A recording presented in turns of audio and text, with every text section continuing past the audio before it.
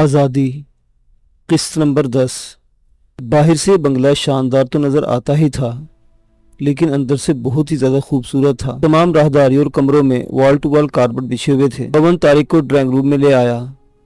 बहुत ही शानदार drawing room था। उस ड्राइंग रूम की आरायशी चीज़ों को देखकर अंदाज़ा लगाया जा सकता था कि ये किसी मुसलमान का घर है। आतिशदान के ऊपर दीवार पर एक बहुत बड़े सुनहरी फ्रेम में पूरे कुरान शरीफ वाला तोरा आवेजा था। तारिक ने पवन की तरफ देखा। उसके होंठों पर खफीफ सी मुस्कुराहट थी। अब तुम्हें परेशान होने की ज़रूरत नहीं, पवन ने कहा। इसको अपना ही घर समझो। यहाँ तुम्हें कोई तकलीफ महसूस नहीं होगी। कुछ देर बाद शाहरुख से तुम्हारी मुलाकात होगी, जिससे तुम तफसील से गुफ्तगू कर सकोगे। कुछ लम्हों को खामोश हुआ, फिर उस औरत को देखते हुए बोला, खाना तैयार है जन्नत बीबी? जी साहिब जी, 10 मिनट में खाना मेज़ पर लग जाएगा। वो औरत बाहर चली गई। तारिक का ख्याल था कि पवन उसे यहाँ किसी और के हवाले करके जाएगा, लेकिन वो तो खाने का प्रोग्राम बना रहा था। खाने के नाम पर वो खुद भी भूख महसूस करने लगा था। पवन भी बाहर जा चुका था। तकरीबन 15 मिनट बाद जन्नत बीबी ने तारिक को इत्तला दी कि खाना तैयार है। उसके साथ डाइनिंग टेबल पर आ गया। वो कुर्सी पर बैठा ही था कि एक और आदमी कमरे में दाखिल हुआ। दुबला पतला सा आदमी था, क्लीन शेव, सर के बाल स्याह और बहुत छोटे थे, जिन्हें कंगने की जरूरत नहीं हो सकती थी। तारिक उसे देखकर उठ गया। बैठो बैठो, तकल्लुफ की जरूरत नहीं। वो शख्स हाथ मिलाते हुए सामने वाली कुर्सी पर आकर बैठ गया। मेरा नाम शाहरुख है। मैं बड़ी बेचैनी से तुम्हारा इंतजार कर रहा था। तुम्हें यहाँ तक पहुँचने के सिलसिले में बहुत दुश्वारियों का सामना करना पड़ा, लेकिन तुम जानते हो कि इस किस्म के कामों में किस कदर राजदारी की जरूरत होती है। क्या पिशकर या वो लोग इस राज को फाश नहीं करेंगे जिनके तवस्सुस से जेल से बाहर आया हूँ? तारिक ने उसके चेहरे पर नजर जमाते हुए कहा। न जाने उसे यह एहसास क्यों हो रहा था कि उस शख्स को वो पहले भी कहीं देख चुका है, लेकिन उसे याद नहीं आ रहा था कब और कहाँ देखा है। नहीं, शाहरुख ने नफी में सर हिलाते हुए जवाब दिया। पिशकर और उसके साथी का ताल्लुक एक ऐसी तंजीम से है जो इंसानी हकूक़ की बुनियाद पर काम करती है। इसमें हिंदुओं के अलावा दूसरी कौमों के लोग भी शामिल हैं। अगर इस तंजीम से हमारा राब्ता ना होता तो तुम्हें जेल से निकलवाना नामुमकिन था। शाहरुख चंद लम्हों को खामोश हुआ, फिर बात जारी रखते बोला, तुम शायद ये सोच रहे होगे कि हम तुम्हें भूल गए थे, लेकिन ऐसा नहीं है। हम तुम्हें एक लम्हे को भी नहीं भूले। हमने तुमसे जेल में इसलिए राब्ता कायम नहीं किया था कि हुकाम को शुबा यकीन में बदल जाता कि तुम्हारा ताल्लुक कश्मीरी की लिबरेशन फ्रंट से है और तुम किसी खुफिया मिशन पर दहली आए हो, इसलिए हम लोग तुमसे दूरी रहे। लेकिन फिर सूरत हाल देखते हुए हमने तुमको जेल से निकलवाने का फैसला कर लिया। लेकिन सलीम की मौत का हमें बेहद अफसोस है, उसे हम कभी भूल नहीं सकेंगे। सलीम एक बहादुर नौजवान था, तारिक ने गहरा सांस लेते हुए कहा। जेल में उस पर जिस कदर तशद्दुद किया गया उसका अंदाज़ा मैं ही लगा सकता हूँ, लेकिन उसने जुबान नहीं खोली। तारिक ने खाने से हाथ खींच लिया। सलीम के जिक्र पर उसकी भूख मर गई थी। शाहरुख ने भी खाने से हाथ खींच लिया। माहौल पर चंद लम्हों के लिए अफसुर्दगी सी तारी रही। फिर वो मौजू बदलकर गुफ्तगू करने लगे। और ड्राइंग रूम में चलकर बैठते हैं, शाहरुख कहते उठ गया। इसी वक्त जन्नत बीबी ड्राइंग रूम में दाखिल हुई। जन्नत बीबी, हम लोग ड्राइंग रूम में बैठे हैं, हमारे कॉफ़ी भिजवा दो। जी बहुत अच्छा, जन्नत बीबी ने जवाब दिया। शाहरुख ने जब जन्नत बीबी को कॉफ़ी के लिए कहा तो तारिक ने चौंक कर उसके देखा। उसके दिमाग में झमाका सा हुआ। उसे फौरन ही याद आ गया कि इससे पहले शाहरुख को कब और कहाँ देखा था। मिस्टर पवन यहाँ आने के बाद खाने का प्रोग्राम बना रहे थे, लेकिन वो खाने पर नहीं आए। तारिक ने ड्राइंग रूम में सोफे पर बैठते हुए कहा। उसे कोई ज़रूरी काम याद आ गया जिससे वापस चला गया। मेरा बड़ा ही बेतकल्लुफ़ दोस्त है और अक्सर यहाँ आता रहता है, शाहरुख ने जवाब दिया। लेकिन मेरे ख्याल में वापस नहीं गया। इस वक्त भी घर में मौजूद है। बाज़ लोग धोखा खा सकते हैं, लेकिन मेरी नज़र धोखा नहीं खा सकती। तारिक उसके चेहरे पर नज़र जमाते बोला। ओह, शाहरुख के मुंह से बेख्तियार गहरा सांस निकल गया। तुम वाकई ज़हीन आदमी हो। वैसे कुछ देर बाद मैं तुम्हारे बारे में सब कुछ बता देता। ये दोहरी शख्सियत किसका मतलब बताएंगे? तारिक ने कहा। हम हिंदुस्तान में एक काज के लिए काम कर रहे हैं, शाहरुख ने जवाब दिया, और हमने अपनी ज़िंदगी इस काज के लिए वक्फ कर रखी है। यहाँ मेरे कई रूप हैं। डिलहौजी हाउस का मालिक पवन हिंदू है। ग्रे हाउंड बस सर्विस और येलो कैब कंपनी का मालिक अवतार सिंह सिख है, जबकि कश्मीर फूड एंड इंडस्ट्रीज का मालिक लियाकत हुसैन मुसलमान है। इसके अलावा मेरे और भी कई रूप हैं जिन्हें कोई नहीं जानता। मेरा असल रूप भी यही है, शाहरुख, जो इस वक्त तुम्हारे सामने बैठा है। एक वतन परस्त कश्मीरी मुजाहिद जो यहाँ रहकर अपनी सरजमीन की आज़ादी की जद्दोजहद में अपना रोल अदा कर रहा है। लेकिन तुमने मुझे कैसे पहचान लिया? हालांकि मेरे तमाम मेकअप ऐसे हैं कि मुझे मेरे आदमी भी नहीं पहचान सकते। सिर्फ 2-3 अफराद ऐसे हैं जो मेरी मुख्तलिफ शख्सियत से वाकिफ़ हैं। एक जन्नत बीबी, दूसरा शेर दिल जो हमें गाड़ी पर यहाँ छोड़ने आया था, तीसरा जीवन जो पिशकर के साथ गया था, उसका असल नाम मुराद अली है।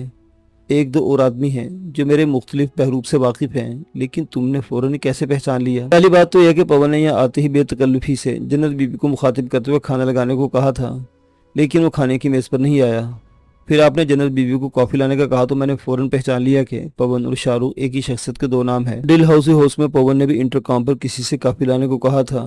دونوں مرتبہ کافی کا لفظ ایک مخصوص انداز میں ادا ہوا تھا اور یہ لفظ ہی آپ کی شناخت بن گیا۔ طارق نے کہا، میری اس غلطی کی نشاندہی کا شکریہ، آئندہ میں خیال رکھوں گا، شاہ رخ نے کہا اور جنت بی بی کی طرف دیکھنے لگا جو کافی لے کر اندر آ رہی تھی۔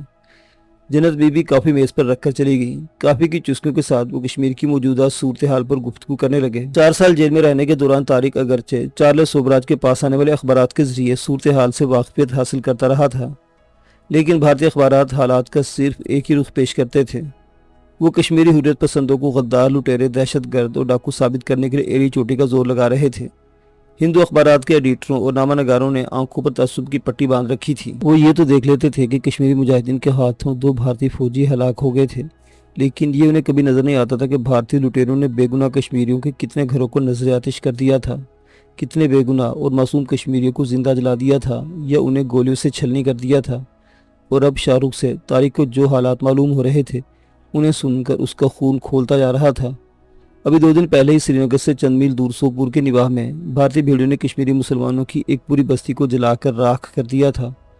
اس بستی والوں کا قصور صرف یہ تھا کہ انہوں نے 2 نوعمر کشمیری مجاہدین کو بھارتی فوجیوں کے حوالے کرنے سے انکار کر دیا تھا۔ 50 افراد کی آبادی پر مشتمل اس آبادی میں صرف 2 آدمی بھاگ کر جان بچانے میں کامیاب ہو سکے تھے۔ ان بھارتی وحشیوں نے شیرخوار معصوم بچوں تک کو اٹھا کر جلتی ہوئی آگ میں پھینک دیا تھا۔ رات نصف سے زیادہ بیت چکی تھی، لیکن طارق اور شاہ رخ کو باتوں میں وقت گزرنے کا احساس تک نہیں رہا تھا۔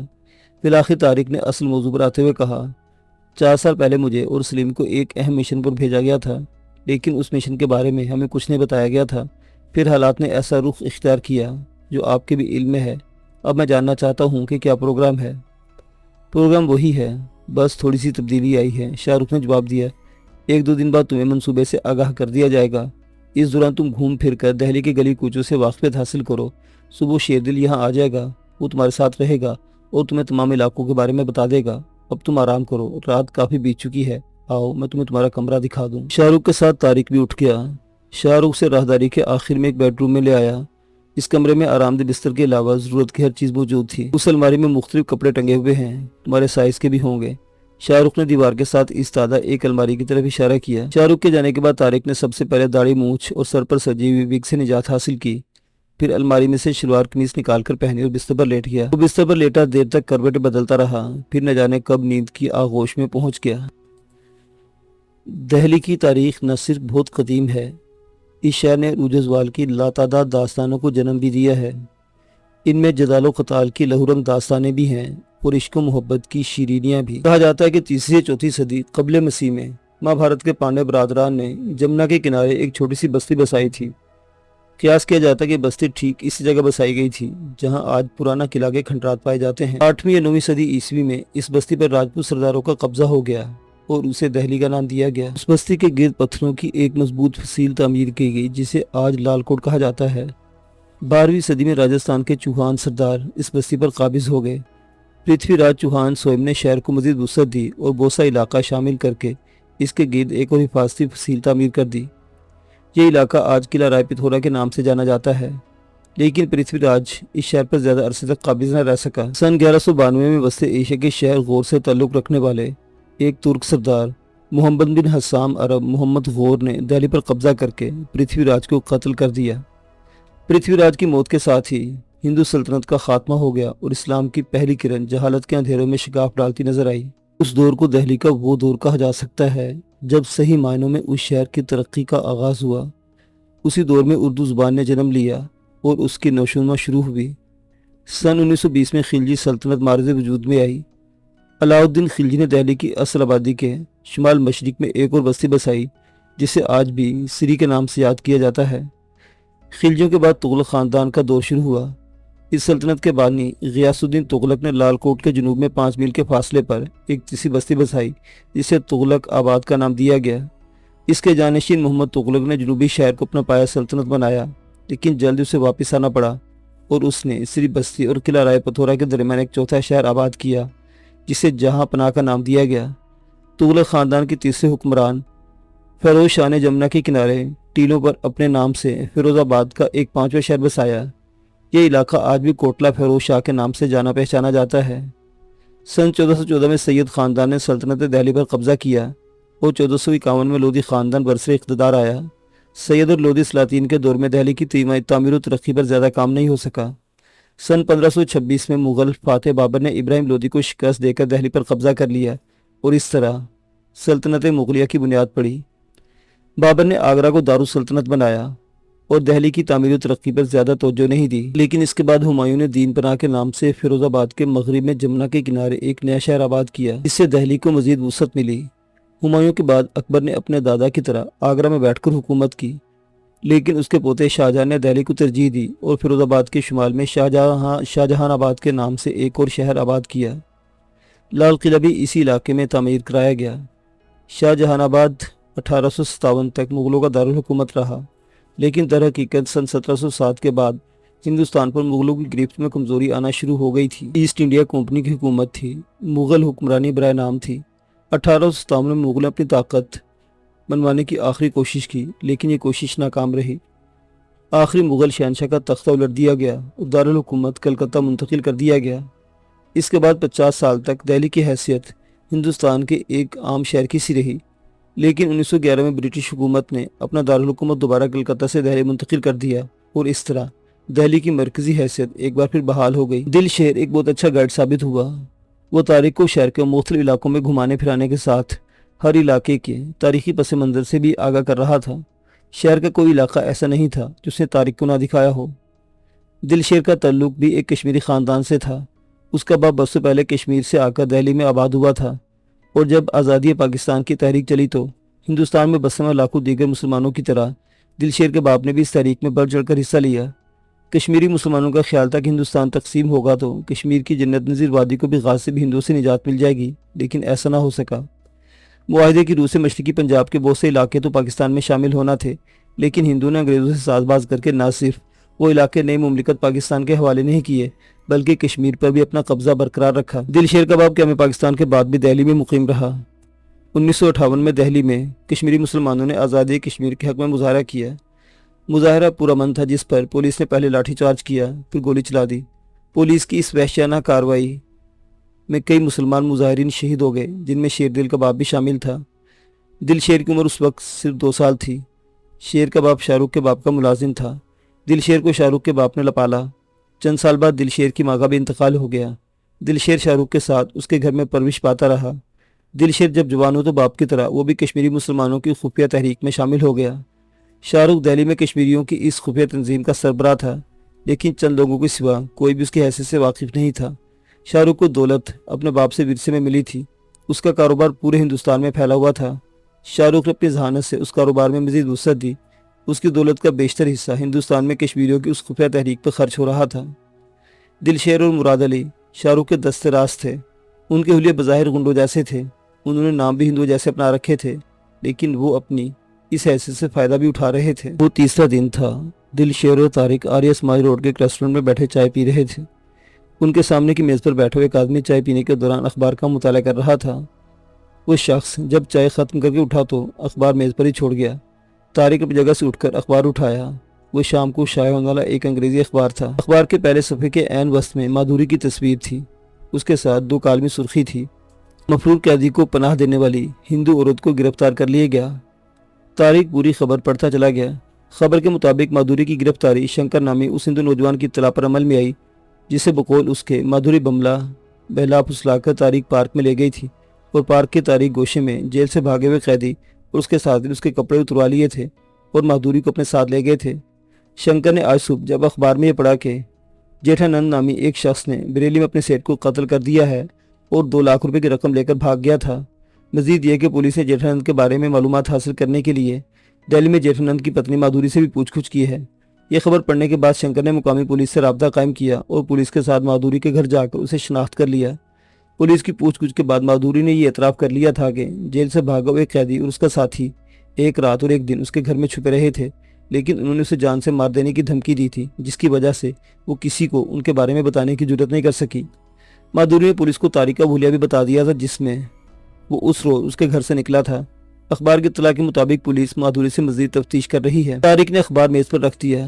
مادھوری نے اس کا فرنچ کٹ داڑھی والا حلیہ بتایا تھا، جبکہ شاہ رخ کے پاس آنے کے بعد اس نے وہ حلیہ بدل دیا تھا۔ اس وقت وہ ایک نئے حلیے میں تھا، گردن تک لمبے بال، کلمے رخساروں تک پھیلی ہوئی اور بھاری مونچھیں۔ اس حلیے میں اسے طارق کی حیثیت سے شناخت نہیں کیا جا سکتا تھا۔ میرا خیال ہے اٹھنا چاہیے، دلشیر نے کہا۔ ہاں چلو۔ طارق نے فوراً اپنی کرسی چھوڑ دی۔ دلشیر نے کاؤنٹر پر پہنچ کر بل ادا کیا اور دونوں ریسٹورنٹ سے باہر آ گئے۔ وہ اس وقت دریا گنج کے علاقے میں تھے اور اس وقت شام کے 5 بجنے والے تھے۔ طارق کچھ تھکن سی محسوس کر رہا تھا۔ وہ واپس جانا چاہتا تھا، لیکن دلشیر اسے لے کر دہلی دروازے کی طرف بڑھتا گیا اور پھر نوبت خانے سے ہوتے ہوئے وہ چھتا بازار پہنچ گئے۔ یہ ایک تنگ سا بازار تھا جس پر چھت پڑی ہوئی تھی اور جو کسی سرنگ کی طرح دور تک چلا گیا تھا۔ یہاں اچھی خاصی بھیڑ تھی، حقیقتاً کھوے سے کھوا چھل رہا تھا۔ دلشیر ایک چھوٹے سے چائے خانے کے سامنے رک گیا۔ یہ دکان زیادہ بڑی نہیں تھی، صرف 4 میزیں لگی ہوئی تھیں۔ دروازے کے باہر موٹے موٹے حروف میں کشمیری چائے لکھا ہوا تھا۔ دلشیر طارق کو اشارہ کرتے ہوئے اندر داخل ہو گیا۔ تمام میزوں پر گاہک بیٹھے ہوئے تھے، ان میں ہندو بھی تھے، مسلمان بھی اور 2 سکھ بھی نظر آ رہے تھے۔ سامنے والی دیوار کے ساتھ ایک چھوٹا سا کاؤنٹر بنا ہوا تھا جس کے پیچھے چھوٹے قد کا ایک بھاری بھرکم آدمی کھڑا تھا۔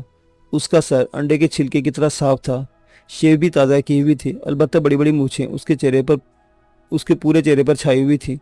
دلشیر کو دیکھ کر وہ شخص چونک سا گیا، لیکن اسے فوراً اپنے چہرے کے تاثرات پر قابو پا لیا۔ دلشیر چند لمحے خوش سرگوشی میں اس سے باتیں کرتا رہا، پھر طارق کو اشارہ کرتے ہوئے چائے خانے سے باہر آ گیا۔ دلشیر یا طارق کو اندازہ بالکل نہیں ہو سکا تھا کہ چائے خانے سے نکلنے کے بعد ایک آدمی ان کے پیچھے لگ چکا تھا اور دونوں ایک بار پھر نوبت خانہ دہلی دروازے سے ہوتے ہوئے ہندو مارگ روڈ پر آ گئے۔ وہ آدمی بدستور ان کے پیچھے لگا ہوا تھا۔ وہ درمیانے قد کا قدرے بھاری بھرکم آدمی تھا جس نے براؤن رنگ کی پتلون اور سپیس شرٹ پر کالے رنگ کا کوٹ پہن رکھا تھا اور مفلر اس طرح لپیٹا ہوا تھا کہ اس کا نصف چہرہ چھپ کر رہ گیا تھا۔ اس کے دونوں بازو کوٹوں کی جیب میں تھے اور اس طرح چل رہا تھا جیسے محض سیر و تفریح کے لیے گھر سے نکلا ہو۔ نہرو مارگ پر آنے کے بعد ہی طارق اس شخص کو دیکھا تھا۔ یکایک اسے خیال آیا، اس شخص اسے چھتا بازار میں کشمیری چائے خانے کے سامنے بھی بیٹھا دیکھا تھا اور اب یہاں اسے اپنے پیچھے دیکھ کر وہ چونک کے بغیر نہیں رہ سکا۔ لیکن پھر خیال آیا کہ ممکن ہے یہ محض اتفاق ہو اور اس شخص کو بھی اسی طرف آنا ہو۔ لیکن جب وہ ایک اور سڑک پر مڑے تو وہ شخص اس وقت بھی ان کے پیچھے تھا۔ ہمارا تعاقب ہو رہا ہے، طارق نے دلشیر کے ساتھ چلتے ہوئے سرگوشی کی۔ میں بھی اس شخص کو دیکھ چکا ہوں، خاموشی سے چلتے رہو۔ اس شخص کو یہ احساس نہیں ہونا چاہیے کہ ہم تعاقب سے آگاہ ہو چکے ہیں، دلشیر نے بھی سرگوشی میں جواب دیا۔ وہ شارٹ کٹ کرتے ہوئے میر درد روڈ پر آ گئے۔ یہاں رہائشی بنگلے تھے، کشادہ گلیاں تھی اور لوگوں کی آمد و رفت بھی۔ دلشیر کسی ایسی جگہ کی تلاش میں تھا جہاں سے پیچھے آنے والے شخص سے نپٹا جا سکے، لیکن ابھی تک کوئی ایسی جگہ نظر نہیں آئی تھی۔ بالآخر وہ کوٹلا روڈ پر پہنچ گئے۔ چھتا بازار سے یہاں تک وہ کئی میل کا فاصلہ طے کر چکے تھے اور وہ شخص بڑی مستقل مزاجی سے ان کا تعاقب کر رہا تھا۔ وہ دونوں کوٹلا روڈ کے گلی میں گھوم گئے، یہاں بھی بنگلے تھے۔ دلشیر نے طارق کو اشارہ کیا اور وہ دونوں بڑی پھرتی سے ایک بنگلے کے سامنے ایک باڑ کے پیچھے کود گئے۔ چند سیکنڈ بعد وہ شخص بھی گلی کا موڑ گھوم کر اس طرف آ گیا اور اسی باڑ کے سامنے رک کر اطراف میں دیکھنے لگا۔ اسے شاید ان دونوں کے اس طرح غائب ہو جانے پر حیرت ہو رہی تھی۔ اپنے عقب میں جھاڑیوں کی سرسراہٹ سن کر اس شخص تیزی سے مڑا، لیکن اسے بہت دیر ہو چکی تھی۔ طارق اور دلشیر نے باڑ کی آڑ سے نکل کر بیک وقت اس پر چھلانگ لگائی تھی۔ طارق نے ایک ہاتھ اس کے منہ پر رکھا اور دوسرا بغل میں ڈال دیا، جبکہ دلشیر نے اسے ٹانگوں سے پکڑ کر اٹھایا اور تیزی سے دوبارہ باڑ کے پیچھے چلے گئے۔ اگر تم خاموش رہنے کا وعدہ کرو تو میں تمہارے منہ سے ہاتھ ہٹا دیتا ہوں، لیکن اگر گڑبڑ کرنے کی کوشش کی تو گردن روڑ دوں گا۔ طارق نے اس شخص پر جھک کر سرگوشی کی۔ اس شخص اس بات میں گردن ہلا دی۔ اس کی آنکھوں اور چہرے سے خوف کے تاثرات صاف نظر آ رہے تھے۔ تم کون ہو اور ہمارا پیچھا کیوں کر رہے تھے؟ طارق نے پوچھا۔ میں نہیں جانتا کہ تم لوگ کون ہو، لیکن اگر ہمیں جانتے نہیں تو ہمارا تعاقب کیوں کر رہے تھے؟ طارق کے حلق سے خراہٹ نکلی۔ میرا نام گلاب دین ہے، لوگ عام طور پر مجھے گلو کے نام سے پکارتے ہیں۔ یہ تو ہو گیا تمہارا تعارف، لیکن تم ہمارا پیچھا کیوں کر رہے تھے؟ طارق بولا۔ تم لوگ کون ہو؟ میرا مطلب ہے مسلمان یا؟ الحمدللہ ہم مسلمان ہیں، دلشیر بولا۔ خدا تیرا شکر ہے، میرا اندازہ غلط نہیں نکلا، گلو بولا۔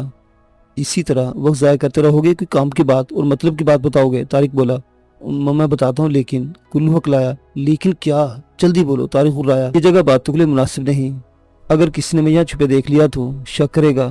ہم کسی اور جگہ بیٹھ کر یا سڑک پر چلتے ہوئے باتیں کر سکتے ہیں تاکہ تمہارے ساتھی آسانی سے میں گھیر لیں۔ دلشیر نے اسے گھورا۔ میرا کوئی ساتھی نہیں، میں بالکل اکیلا ہوں۔ اگر تم لوگ کشمیری ہو تو مجھے اپنا ہمدرد سمجھو، یقین کرو میں نے کسی غلط نیت سے تمہارا تعاقب نہیں کیا تھا۔ ٹھیک ہے، طارق نے سوچتے ہوئے کہا، ہم تم پر اعتماد کر لیتے، لیکن اگر کوئی دھوکہ ہوا تو تم زندہ نہیں بچ سکو گے۔ تم اس سے پہلے हमारे बारे में अपनी तसल्ली कर लेना चाहते हैं कि तुम वाकई गुलाबदीन हो या गुलाब सिंह का क्या मतलब। गुल्लू की आंख में उलझन से तैर गई। तारिक ने दिलशेर को इशारा किया, इससे पहले कि गुल्लू कुछ समझ सकता। दिलशेर ने गुल्लू को जकड़ लिया। तारिक ने बड़ी फुर्ती से मुजाहरा कर उसकी पतलून उतार दी। गुल्लू मचल रहा था, लेकिन उन दोनों से बेहक वक्त उस वक्त तक नहीं छोड़ा जब तक अपनी तसल्ली न कर ली। वाकई मुसलमान था। ठीक है, तारिक ने उसे छोड़ दिया। हमारे साथ चलते रहो, हम रास्ते में बातें करेंगे, लेकिन एक बार भी बात सोच लो कि अगर भागने की कोशिश की या कोई गड़बड़ करने की कोशिश की तो हमारे हाथों से नहीं बच सकोगे। गुलाबदीन उठ गया। उसने अपनी पतलून दुरुस्त की और उनके साथ बाढ़ के पीछे से निकल आया। उसी वक्त साथ वाले बंगले से एक कार निकलती नजर आई। उसमें अगली सीट पर ड्राइवर के साथ एक आदमी और पिछली सीट पर दो हसीन लड़कियां बैठी हुई थी।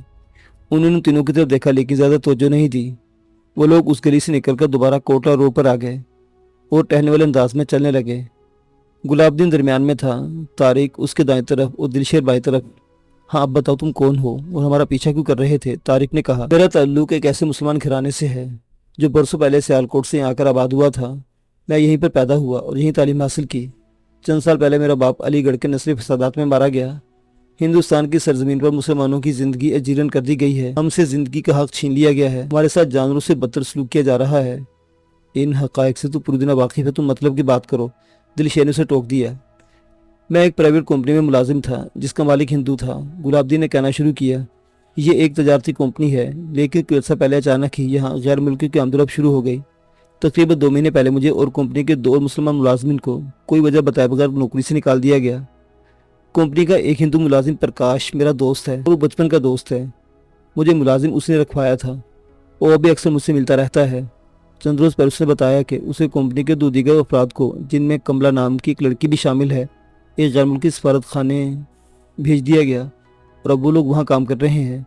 वो, लेकिन हमारा इससे क्या ताल्लुक हो सकता है? तारिक ने पूछा। वही बताने जा रहा हूँ, गुलाबदीन ने कहा। प्रकाश उसके साथियों को इसराइली सफारत खाने भेजा गया है। वो मुलाजिम बज़ाहिर कंपनी के हैं, लेकिन काम इसराइली सफारत खाने में करते हैं।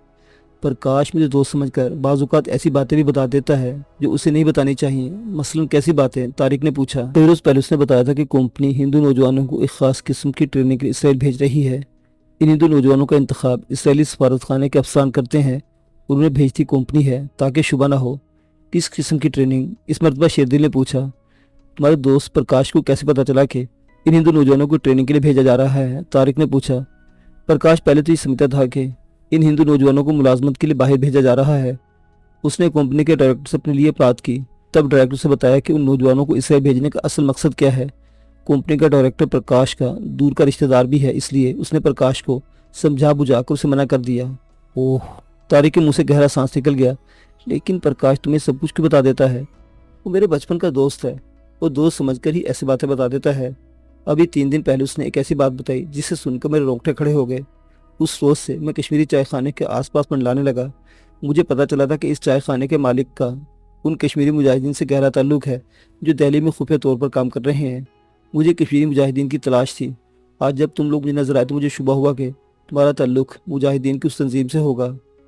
लेकिन कश्मीरी मुजाहिदीन का इसराइली सफारत खाने से क्या ताल्लुक? तारिक ने पूछा। 3 दिन पहले प्रकाश ने बताया था कि जिन हिंदू नौजवानों को तखरीबकारी, दहशतगर्दी और छापामार जंग की तरबियत दी जा रही है, उन्हें कश्मीर भेजा जाएगा। उन्होंने दिल्ली में भी एक ऐसे तरबियती कैंप कायम किया है जहां अनकरीब ट्रेनिंग शुरू होने वाली है।